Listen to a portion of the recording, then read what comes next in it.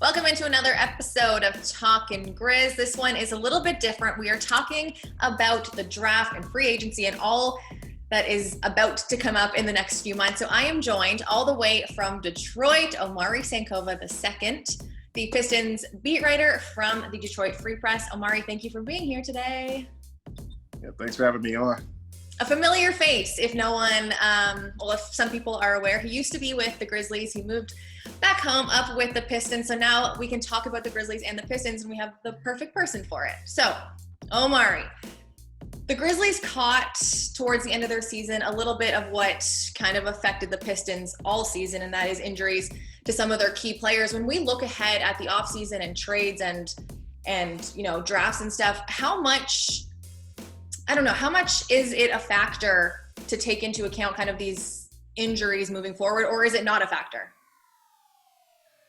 I think it is a factor.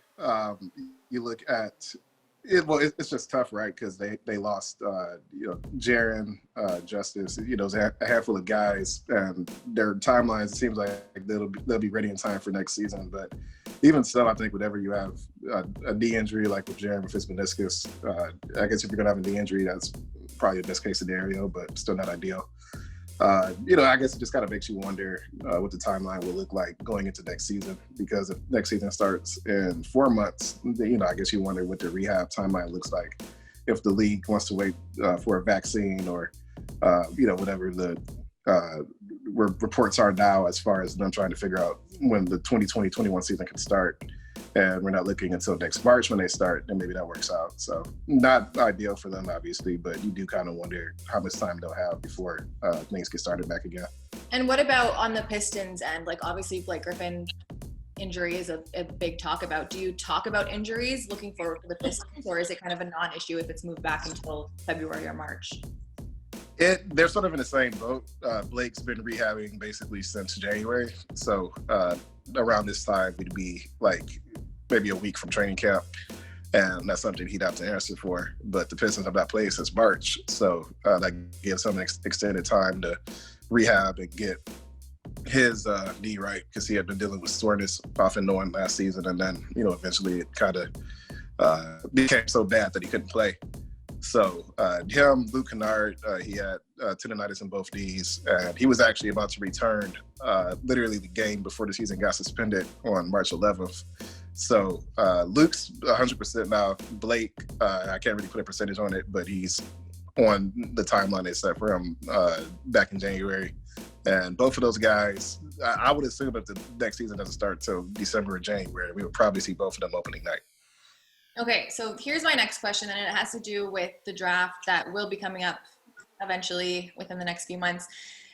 And here's the question. So right now we look at Detroit, because you guys actually have a lottery pick at number 7. So we look ahead. Are you guys going to be looking, in your opinion, for best fit or best kind of available? And for people watching, what I mean, because I know you know what I mean, Omari, but best fit would be meaning like, if you look at the Pistons versus the Grizzlies, they had a lot of scoring issues from that small forward position. Do you look for a good small forward, or do you look for maybe a defensive stopper, since the Pistons are on the low end 28th in opponent's field goal? Or do you just look for, when that number 7 pick comes up, the best player, whether or not that's a guard or a shooting guard where you already have kind of young talent? So are you guys going to be looking for, what do you think the Pistons will be looking for? The word from the Pistons, pretty much since I got here, I can't tell you what the word was before I got down here in April, but the word since I've been here has been best player available. The Pistons, they're at the beginning stages of a rebuild. They just moved on from Reggie Jackson, Andre Drummond, and Blake's their best player. But you look at the rest of the roster, and it's like Blake and Derrick Rose are the only guys over the age of 30. And their timeline, as far as the rest of their prime, just doesn't align with when the Pistons are going to compete.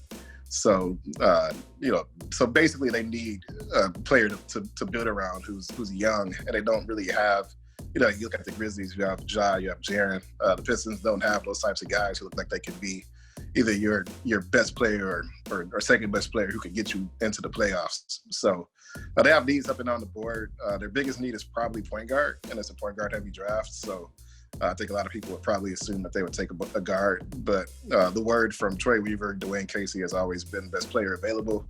If they have the 7th pick, and there's 8 point guards available, and they think the best player there is a center or a wing, that's who they're going to take. So probably the right approach for them, just because you don't want to draft for need when you don't have that sort of franchise player that you can build around. So that's pretty much where they're at now. Whoever the best player is, that's who they're going to take. Are you excited for the draft? I am. We kind of chatted before the stream, but it's just been such a long hiatus between games. When I first came in April, I'm thinking, okay, you have 2 weeks of season, and then you have the combine after that, and then you have the draft right after that, then summer league. And of course, none of those things have happened except for the lottery, which we just had 2 weeks ago. And now the draft didn't happen. I think the original date was late October at some point. No, that may not happen until later on then. So I'm pretty sure all the beat writers who are not covering teams in the bubble are just waiting, patiently, but just really, really hoping that we get some stuff happening soon. All right. Well, Omari, thank you for your time. You guys can get his articles and his insight in the Detroit Free Press, and you can get more Grizzlies coverage on grindcitymedia.com.